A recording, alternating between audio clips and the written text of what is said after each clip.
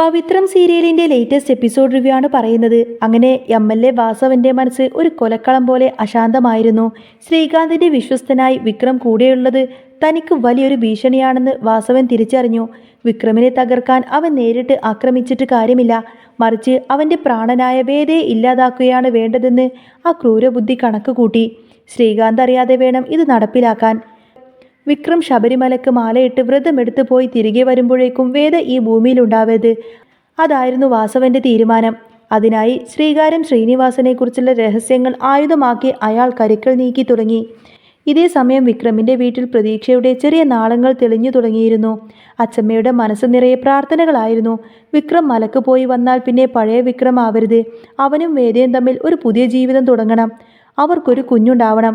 ഈ ആഗ്രഹം അച്ചമ്മ കമലത്തിനോട് പങ്കുവച്ചു. എന്നാൽ കമലത്തിന്റെ മുഖത്ത് ആശങ്കയുടെ കാർമേഘങ്ങൾ മാറി നിന്നില്ല. അമ്മേ, വിക്രമിന്റെ സ്വഭാവം നമുക്കെല്ലാവർക്കും അറിയാവുന്നതല്ലേ?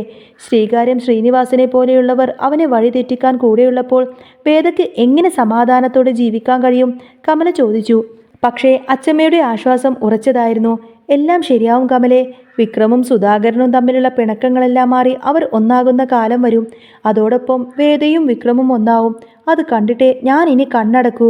അച്ചമ്മയുടെ വാക്കുകൾ കമലത്തിന് ആശ്വാസം നൽകി. വീട്ടിലെ അടുക്കള തിരക്കുകളെല്ലാം തന്നെ വർദ്ധിച്ചു വന്നു. ശ്രീജയ്ക്ക് കാറ്ററിംഗ് ഓർഡറുകൾ കൂടി വന്നു. സഹായത്തിന് വേദ ഓടിയെത്തി. വേദ ഉള്ളതുകൊണ്ട് എനിക്ക് വലിയ ആശ്വാസമാണമ്മേ, ശ്രീജ കമലത്തിനോട് പറഞ്ഞു. മരുമകൾ വീട്ടിലെ കാര്യങ്ങൾ കാണിക്കുന്ന ഈ ഉത്സാഹം കമലത്തിനും സന്തോഷം നൽകി. ഉച്ചഭക്ഷണത്തിനുള്ള സമയമായി. വിക്രമും വേദയും പുറത്തുനിന്ന് വീട്ടിലേക്ക് വന്നു. വിക്രമിന്റെ ബൈക്കിന് പിന്നിൽ വേദയെ കണ്ടപ്പോൾ അച്ചമ്മക്ക് അത്ഭുതമായി. ബൈക്കിൽ ആരെയും കയറ്റാത്ത വിക്രം ഇന്ന് വേദയും കൂട്ടിക്കൊണ്ടു വന്നിരിക്കുന്നു. അവന് ദേഷ്യമൊന്നുമില്ലല്ലോ? അച്ചമ്മയുടെ ചോദ്യം കേട്ട് വിക്രം വേദയെ നോക്കി ഒന്ന് ചിരിച്ചു. ആ ചിരിയിൽ പറയ ദേഷ്യമുണ്ടായിരുന്നില്ല, മറിച്ച് മാറ്റത്തിന്റെ ഒരു തിളക്കമുണ്ടായിരുന്നു. വിശക്കുന്നുവെന്ന് പറഞ്ഞ് വിക്രം അടുക്കളയിലേക്ക് നടന്നു. നിന്റെ ഭാര്യ അവിടെ നിൽക്കുന്നുണ്ടല്ലോ, അവളോട് പറ എന്ന് കമലം പറഞ്ഞുവെങ്കിലും വിക്രം ഒന്നും മിണ്ടാതെ അകത്തേക്ക് കയറിപ്പോയി. പുറകെ ചെന്ന് വേദ അവന് ചോറ് വിളമ്പി നൽകി. വിക്രം കഴിക്കുന്നത് നോക്കിയിരിക്കായിരുന്നു വേദ. വേദ മെല്ലെ പറഞ്ഞു. ശ്രീജേച്ചി ബിസിനസ് ചെയ്യുന്നത് പോലെ നിങ്ങൾക്കും എന്തെങ്കിലും ഒന്ന് തുടങ്ങിക്കൂടെ വിക്രം? ശ്രീകാര്യം ശ്രീനിവാസന്റെ വാക്ക് കേട്ട് തല്ലാനും കൊല്ലാനും പോവാതെ നമുക്ക് സമാധാനമായി ജീവിക്കാലോ. വേദയുടെ വാക്ക് കേട്ട് വിക്രമിന്റെ കൈകൾ നിശ്ചലമായി. അവൻ പറഞ്ഞു, എനിക്കതൊന്നും വേണ്ട വേദ. ഞാനിപ്പോൾ ഇങ്ങനെയങ്ങ് ജീവിച്ചോളാം. നീ നിന്റെ കാര്യം നോക്ക്. വക്കീലായി പ്രാക്ടീസ് ചെയ്യാൻ ഓഫീസിലേക്ക് തുടങ്ങണമെങ്കിൽ ആവാം. അവന്റെ വാക്കുകൾ ദേഷ്യത്തേക്കാൾ കൂടുതൽ നിസ്സഹായതയായിരുന്നു നിഴലിച്ചിരുന്നത്. പിന്നീട് ക്ഷേത്രത്തിലേക്ക് പോകാൻ വിക്രം തയ്യാറെടുത്തു. വേദക്ക് ഉടുക്കാൻ അച്ചമ്മ ഒരു പ്രത്യേക സാരി എടുത്ത് നൽകി. ഇത് പണ്ട് സുധാകരൻ എനിക്ക് വാങ്ങിച്ചു തന്ന സാരിയാണ്. വിക്രമിനേറെ ഇഷ്ടമുള്ള നിറം.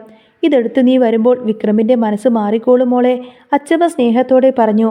വേദ ആ സാരി എടുത്ത് മുല്ലപ്പൂവും ചൂടി നെറ്റിയിൽ ചന്ദനക്കുറിയിട്ട് വേദ ഇറങ്ങുമ്പോൾ വിക്രം കണ്ണിമ വിട്ടാതെ വേദയെ തന്നെ നോക്കി നിന്നു. ഒരു നിമിഷം അവൻ്റെ ഉള്ളിലെ പരുക്കൻ ഗുണ്ട അങ്ങ് അപ്രത്യക്ഷമായി. അങ്ങനെ വിക്രം അത്ഭുതത്തോടു കൂടെ വേദയെ തന്നെ ഇങ്ങനെ നോക്കി നിൽക്കുന്ന സമയത്തിന് വേദ പറയുന്നതിൻ്റെ സമയമായി, വരുന്നുണ്ടെങ്കിൽ വാ എന്നൊക്കെ പറഞ്ഞ് ഒരു നിമിഷം വിക്രം വേദയെ തന്നെ കണ്ണിമ വെട്ടാതെ നോക്കിക്കൊണ്ട് നിന്നു. എങ്കിലും ആ ഒരു ഗൗരവം കാണിച്ചുകൊണ്ട് തന്നെ വിക്രം പറയുന്നതിൻ്റെ സമയമായി, വരുന്നുണ്ടെങ്കിൽ വാ എന്നൊക്കെ പറഞ്ഞ് അവൻ വേഗം തന്നെ ബൈക്കിൽ കയറിയങ്ങിരുന്നു. വേദ ചിരിച്ചുകൊണ്ട് തന്നെ അവൻ്റെ പിന്നിലായി ചെന്നിരുന്നു. ക്ഷേത്രത്തിലെ ദീപാരാധനകളുടെ വെളിച്ചത്തിൽ വേദയുടെ മുഖം സുവർണ തിളക്കത്തിൽ തിളങ്ങി. വിക്രം അറിയാതെ അവളുടെ സൗന്ദര്യത്തിൽ അവളെ തന്നെ നോക്കി നിന്നുപോയി. പൂജാരി പ്രസാദം നീട്ടുമ്പോഴും അവൻ്റെ കണ്ണുകൾ അവളിൽ തന്നെയായിരുന്നു. വിക്രമിൻ്റെ ഉള്ളിൽ ഉറങ്ങിക്കിടക്കുന്ന പ്രണയം മെല്ലെ ഉണരുകയായിരുന്നു. അത് ശ്രദ്ധിച്ച് വേദ ചോദിച്ചു, എന്താ നിങ്ങൾ ഇങ്ങനെ നോക്കുന്നത്? എന്നെ ആദ്യമായി കാണുന്നത് പോലെ? വിക്രം പതർച്ചയോടെ കണ്ണങ്ങ് മാറ്റി. ഒന്നുമില്ല എന്ന് അവൻ പെട്ടെന്ന് തന്നെ മറുപടി പറഞ്ഞു. അതെ, മാലയിട്ട സ്വാമിമാരുടെ മനസ്സിൽ വേറൊന്നും തോന്നൽ പാടില്ല കേട്ടോ. വേദയുടെ കളിവാക്ക് കേട്ട് വിക്രമിൻ്റെ മുഖത്ത് ഒരു ചെറിയ പുഞ്ചിരി വിരിഞ്ഞു. ക്ഷേത്ര ദർശനം കഴിഞ്ഞ് മടങ്ങുമ്പോൾ സമയം വൈകിയിരുന്നു. വിക്രമിനെയും വേദയും നിരീക്ഷിച്ചുകൊണ്ട് തന്നെ വാസവന്റെ ഗുണ്ടകൾ ഇരട്ടത്ത് പതുങ്ങിയിരിക്കുന്നുണ്ടായിരുന്നു. വിശക്കുന്നുവെന്ന വേദയുടെ ആഗ്രഹം കേട്ട് അവർ ഒരു തട്ടുകടയിൽ കയറി ദോശയും ചായയും കഴിച്ചു. വീട്ടിലുള്ളവർക്ക് പാർസലും വാങ്ങിച്ചതിന് ശേഷം സന്തോഷത്തോടെയായിരുന്നു അവരുടെ മടക്കയാത്ര.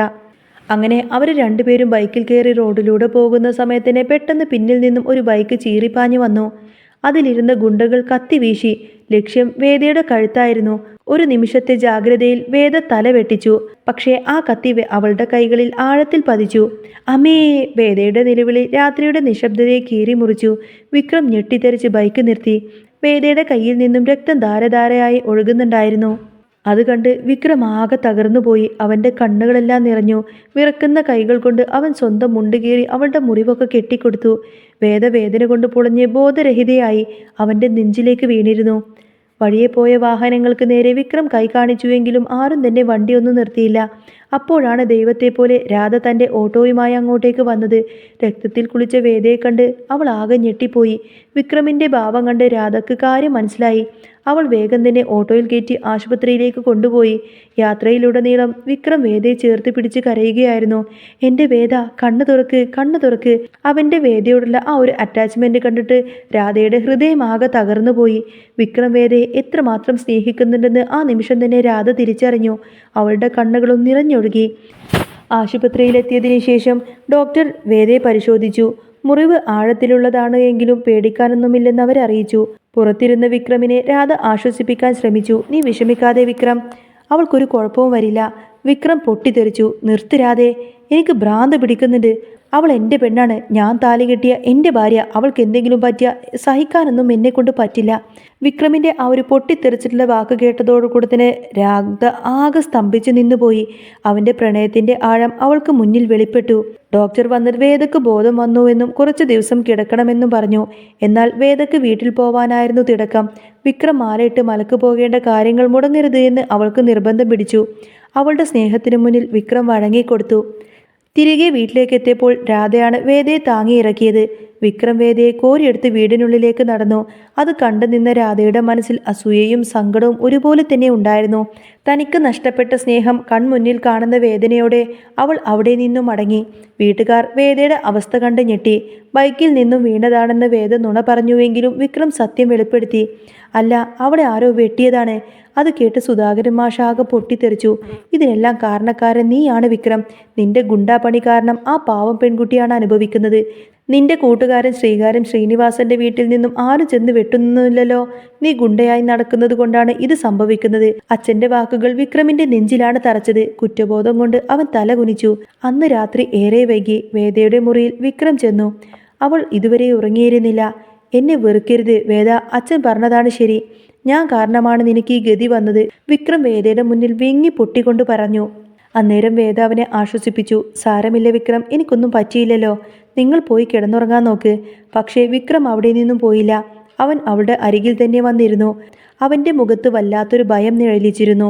വേദ, ഇനിയും നീ എൻ്റെ കൂടെ തന്നെ ജീവിക്കാൻ ആഗ്രഹിക്കുന്നുണ്ടോ? ഏതു നിമിഷവും ശത്രുക്കൾ എന്നെ തേടി വരും. ചിലപ്പോൾ ഞാൻ കൊല്ലപ്പെട്ടേക്കാം. അന്ന് നീ തനിച്ചാകില്ലേ? വിക്രമിന്റെ ചോദ്യം വേദയുടെ ഉള്ളുലച്ചു. അവൾ അവൻ്റെ കൈകൾ കൂട്ടിപ്പിടിച്ചു. സ്വാമിയായിട്ട് ഇങ്ങനെ അശുഭകരമായി ഒന്നും സംസാരിക്കരുത് വിക്രം. അങ്ങനെ ഒന്നും സംഭവിക്കില്ല. ഇനി അഥവാ അങ്ങനെ എന്തെങ്കിലും സംഭവിച്ചാൽ തന്നെ ഈ ജന്മം മുഴുവൻ ഞാൻ നിങ്ങളുടെ വിധവയായി ഇവിടെ തന്നെ ജീവിക്കും. ഭഗവാനെ സാക്ഷി നിർത്തി ഞാൻ പറയുന്നു, നിങ്ങളില്ലാതെ മറ്റൊരു പുരുഷൻ എൻ്റെ ജീവിതത്തിലുണ്ടാവില്ല. വേദയുടെ വാക്കുകളിലെ ദൃഢതയും സ്നേഹവും കണ്ട് വിക്രം ആകെ അത്ഭുതപ്പെട്ടു. അവൻ്റെ കണ്ണുകളൊക്കെ നിറഞ്ഞു. താൻ ജീവന് തുല്യം സ്നേഹിക്കേണ്ടത് ഇവളെയാണെന്ന് ആ നിമിഷം തന്നെ വിക്രം പൂർണ്ണമായും തിരിച്ചറിഞ്ഞു. അവരുടെ കണ്ണുകൾ തമ്മിൽ ഇടഞ്ഞു. അവിടെ പുതിയൊരു പ്രണയകാവ്യം ജനിക്കുകയായിരുന്നു. അങ്ങനെ വിക്രം വേദയെ ഒരുപാടധികം സ്നേഹിച്ചു നിൽക്കുന്ന ആ ഒരു നിമിഷത്തോടെയാണ് ഇന്നത്തെ എപ്പിസോഡ് പൂർണ്ണമാവുന്നത്. അപ്പോൾ നിങ്ങൾക്ക് ഈ ഒരു ചാനൽ ഇഷ്ടമാവുകയാണെങ്കിൽ സബ്സ്ക്രൈബ് ചെയ്യാനും സപ്പോർട്ട് ചെയ്യാനും മറക്കല്ലേ.